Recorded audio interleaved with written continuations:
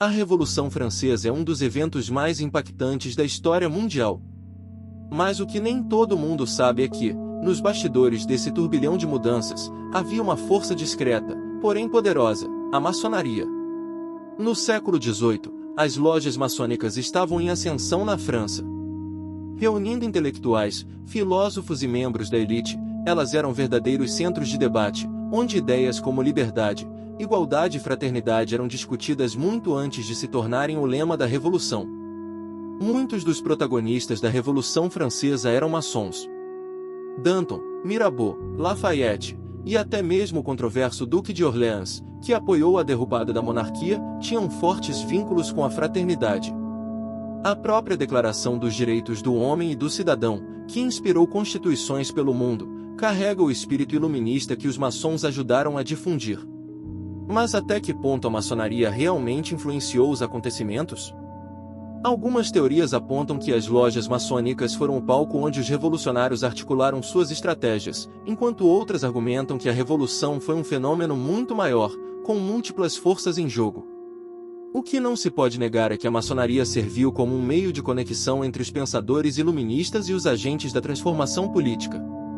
Em um momento em que a censura era severa e a monarquia controlava a sociedade com mão de ferro, as reuniões secretas permitiam a circulação de ideias. Como sabemos, são armas poderosas.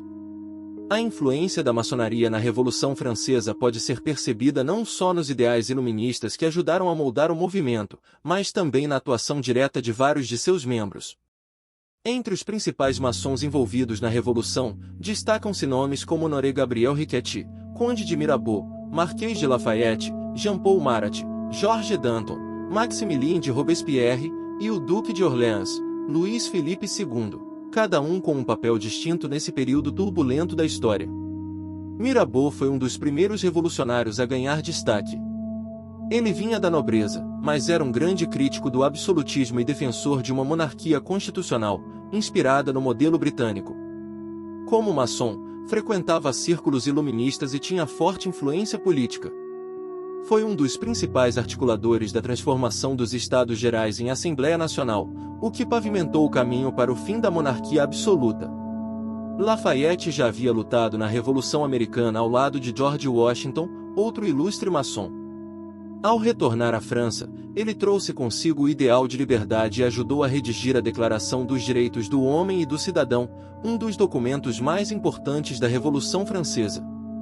Como comandante da Guarda Nacional, tentou manter a ordem durante os primeiros anos da Revolução, mas acabou sendo marginalizado quando os radicais assumiram o poder. Marat era jornalista e médico, além de um ardente defensor dos sans-culottes, o grupo mais radical da Revolução. Ele usava seu jornal, L'Ami du Peuple, para atacar inimigos políticos e incitar o povo à violência contra os opositores da Revolução. Apesar de sua filiação maçônica, seu papel foi menos filosófico e mais prático. Ele incentivava a repressão brutal contra qualquer um que fosse visto como ameaça ao novo regime. Danton, um dos maiores oradores da Revolução, foi peça-chave na derrubada da monarquia e na proclamação da República. Como líder dos Cordeliers, um clube revolucionário com muitos membros maçons, ele ajudou a organizar a resistência popular e a impulsionar os ideais de liberdade e igualdade. No entanto, sua tentativa de conter o radicalismo de Robespierre acabou selando seu destino. Foi guilhotinado em 1794. Embora haja debate sobre sua filiação maçônica, Robespierre compartilhava muitos dos ideais da maçonaria e esteve ligado a sociedades secretas como os jacobinos, um dos grupos revolucionários mais influentes. Ele promoveu reformas inspiradas nos princípios da maçonaria, como a igualdade civil e a separação entre igreja e Estado. No entanto, seu período no poder, conhecido como o Terror, resultou em perseguições e execuções em massa, inclusive de muitos maçons que ajudaram a revolução a acontecer. Talvez um dos casos mais curiosos, o Duque de Orleans era um membro da família real, mas se tornou um dos maiores apoiadores da revolução. Como grão-mestre do Grande Oriente da França, a principal obediência maçônica do país, ele usou sua posição para financiar grupos revolucionários e apoiar reformas contra a monarquia. Chegou a adotar o nome de Cidadão Égalité, Cidadão Igualdade, mas, ironicamente, acabou guilhotinado durante o período do Terror. Apesar da importância dos maçons nos primeiros anos da Revolução, a ascensão do radicalismo e do terror fez com que muitos deles fossem perseguidos e mortos. Até mesmo as lojas maçônicas entraram em declínio, pois o regime jacobino de Robespierre via qualquer forma de organização independente como uma ameaça. Quando Napoleão Bonaparte assumiu o poder, ele restaurou a maçonaria, mas sob controle estatal, garantindo que ela não pudesse mais atuar como um espaço para oposição política. Mas nem tudo foi como os maçons imaginavam. Quando a Revolução mergulhou no período do terror, com Robespierre e a guilhotina funcionando sem piedade, muitos maçons que haviam lutado pela queda do antigo regime acabaram vítimas da violência revolucionária.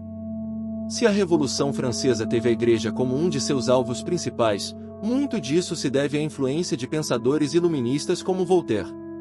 O filósofo francês foi um dos maiores críticos do clero e da religião institucionalizada, plantando ideias que, décadas depois, ajudariam a alimentar o ódio revolucionário contra a Igreja Católica.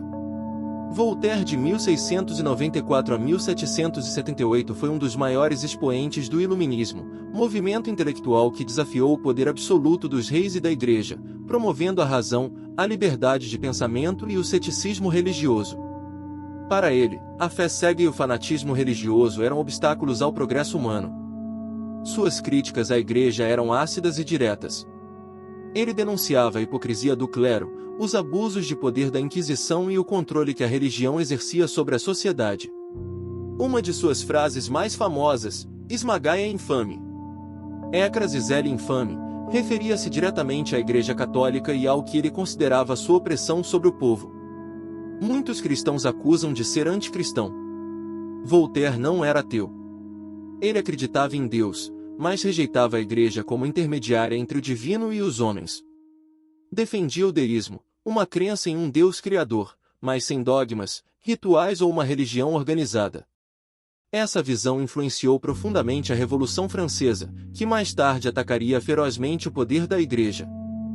Quando a Revolução Francesa explodiu em 1789, os revolucionários viam a Igreja como um pilar do antigo regime, cúmplice das desigualdades sociais e da opressão do povo.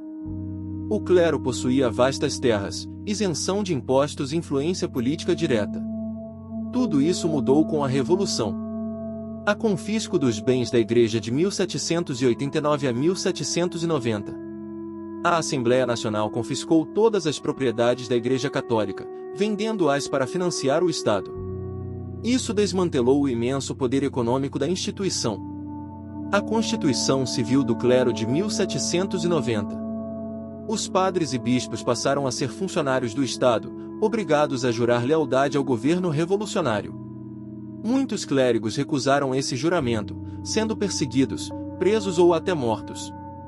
A perseguição e fechamento de igrejas, de 1792 a 1794. Durante o período do terror, liderado por Robespierre, houve uma campanha violenta contra o cristianismo.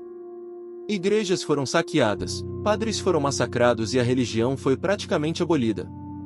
O culto da razão e do ser supremo. Os revolucionários tentaram substituir o cristianismo por novas religiões baseadas na razão e na natureza. Em 1793, a Catedral de Notre-Dame foi transformada no Templo da Razão, onde mulheres vestidas como deusas simbolizavam o novo culto secular. O Massacre da Vendéia, de 1793 a 1796. A repressão mais brutal contra os cristãos aconteceu na Vendéia, uma região da França profundamente católica e monarquista. Quando os camponeses locais se rebelaram contra a Revolução, exigindo liberdade religiosa e o retorno do rei, os jacobinos responderam com uma campanha genocida. Tropas revolucionárias massacraram milhares de camponeses, padres e mulheres religiosas, queimando igrejas e vilarejos inteiros. As ideias de Voltaire e dos iluministas ajudaram a criar o pensamento que justificou a destruição do poder da Igreja na Revolução Francesa. Para os revolucionários, acabar com a influência da religião era essencial para criar um novo mundo baseado na razão e na liberdade. Mas será que essa liberdade justificava o massacre de padres e fiéis? A Revolução Francesa, que começou com ideais iluministas de justiça e igualdade, terminou mergulhada em violência e perseguição religiosa. O que você acha? A revolução foi necessária para acabar com o domínio da Igreja ou foi apenas o começo da queda do Ocidente após matar os cristãos? Deixe seu comentário. Não se esqueça de curtir o vídeo, se inscrever no canal e ativar o sininho para receber notificações de novos conteúdos. Deixe seu comentário e sugestões de temas para vídeos. Até mais!